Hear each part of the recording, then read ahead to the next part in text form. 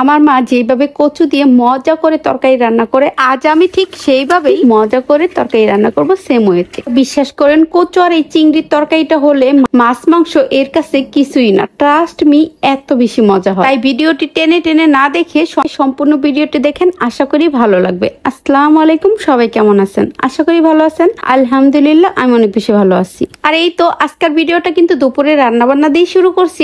আজকে দুপুরে নর্মাল রান্নাটা আপনাদের সাথে জাস্ট শেয়ার করব। চিংড়ি দিয়ে কচুর এই তরকারিটা এত বেশি মজা, কি বলবো। তার জন্য কিন্তু আপনাদের সাথে শেয়ার করা, যেহেতু ভালো লাগছে ভাবলাম আপনাদের সাথে শেয়ার করি। আপনারা না খেয়ে থাকলে একবার হলো এই তরকারিটা রান্না করে খেয়ে দেখবেন। এই তরকারিটা হলে মাছ মাংস ফেল, মানে এই তরকারির কাছে মাছ মাংস কিছুই না। তো যাই হোক, প্রথমে যে কচুর কাঠটা থাকে ওটা ভালোভাবে কেটে দেন, ধুয়ে নেওয়া হয়েছে। তারপরে একে একে সব দিয়ে দিচ্ছি। আজকের তরকারিটা মাখিয়ে রান্না করবো, মানে হাতে মাখিয়ে। এই তো এখন একে একে পেঁয়াজ কুচি দিলাম। পেঁয়াজ কুচি দেওয়ার পর হলুদ গুঁড়ো মরিচ গুঁড়োটা আগে দিয়ে দিয়েছি। আর আজকের ভিডিও বয়স দিতে যাই মনে হচ্ছে যে ভিডিওটা উল্টা পাল্টা হচ্ছে, মানে একটার পর একটা কি বলে যাচ্ছে জানি না। তো যাই হোক, এটা কোনো ব্যাপার না, কারণ আমি জানি আপনারা অনেক বেশি স্মার্ট, তার জন্য আপনারা বুঝে নিতে পারবেন। আর এই তো চিংড়িগুলো কিন্তু আগে ধুয়ে রাখা হয়েছিল। এই চিংড়িগুলো কিন্তু বেশি মজা লাগে, মানে বড় চিংড়ির চেয়ে, গলদা চিংড়ির চেয়ে আর কি। তো এই চিংড়িগুলাই কিন্তু আমার কাছে বেশি মজা লাগে, যে কোনো কিছুতে এটা কিন্তু অনেক ভালো লাগে। আর এই তো কচুর এই কাঠটা দিয়ে রান্না করা হবে, মানে নিচের অংশ। আর এটা কিন্তু আমাদের খেতে একটুখানি জায়গার মধ্যে খাওয়ার জন্য কয়েকটা লাগাইছিল, যদিও এখন পানিতে ভরপুর, এর জন্য দেখাইতে পারলাম না। নেক্সট কোনো ভিডিওতে দেখিয়ে দিব।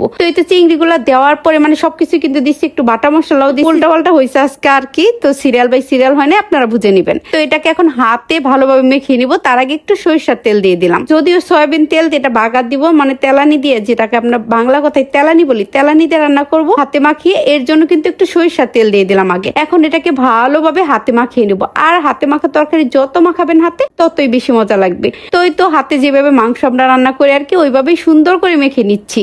যদি ওই কচুটা হাত চুলকায় না আর কি। বাজার থেকে কিনে নিয়ে আসা কচুগুলো, ওগুলো যদি আমি হাত দিয়ে ধরি বা কাটি, তারপরে দেখা যায় হাত এমন পরিমাণে চুলকায়, কি বলবো, বলে বোঝানো যাবে না। এটা একটু ভয়ে ভয়ে মাখছিলাম। আর এটা নিজেদের ক্ষেতের কচু, যার কারণে কিন্তু হাত চুলকায় নাই, মানে এটা যে এটা গলাও তেমন ধরে না, এর জন্য মেবি হাত চুলকায় নাই। তো যাই হোক, মাখতে তেমন অসুবিধা হয় না। এই তো সুন্দর করে কিন্তু অনেকটা সময় নিয়ে আমি মাখলাম, আপনারা হয়তো দেখতে পারলেন। তো এটা মাখার পরে সামান্য একটু পানি দিয়ে দেবো, মানে হাত ধোয়া যে পানিটা থাকে ওইটা দিয়ে সুন্দর করে কচুটাকে আমি ভালোভাবে কষিয়ে নেবো। চিংড়ি আর কচু আর কি। যদিও এই তরকারিটা আম্মু রান্না করতে চাইছিল, তো যাই হোক, মানুষ আসছে বাড়িতে, এর জন্য আম্মু কথা বলতেছে। তো এর কারণে আম্মু বললো তুই বসিয়ে দে। আম্মুর রেসিপিটাই আমি আর কি আপনাদের সাথে শেয়ার করতেছি, জাস্ট আমি করলাম, আম্মু সব বলে দিছে। তো যাই হোক, আমি কিন্তু গরম পানি অ্যাড করে দিলাম। এখন কষানো শেষে আম্মু নর্মাল পানিটাই দেয়, আমি গরম পানিটা অ্যাড করি। আমি মাঝে মাঝে পন্ডিতি করি আর কি, নিজের মতো করে রান্না করার ট্রাই করি। কিন্তু যাই হোক, কষানোর পরে এই তো এরকম হয়েছে আর কি। তারপরে এখন বাগার দিয়ে নিব। কচুটা কতটা গলে গেছে আপনারা লক্ষ্য করছেন, আর খেতে এত বেশি মজা, হয়তো বা কালার দেখে আপনারা বুঝতে পারতেছেন। তো এই তো বাগার দেওয়ার পরেই কিন্তু আমি উপর দিয়ে ধনেপাতা দিয়ে দিলাম, মানে গাছের যে পাতা পাতা ধনেপাতা গুলো, ওগুলো দিয়ে দিলাম। তো এই রেসিপিটা একবার হলেও ট্রাই করে দেখবেন,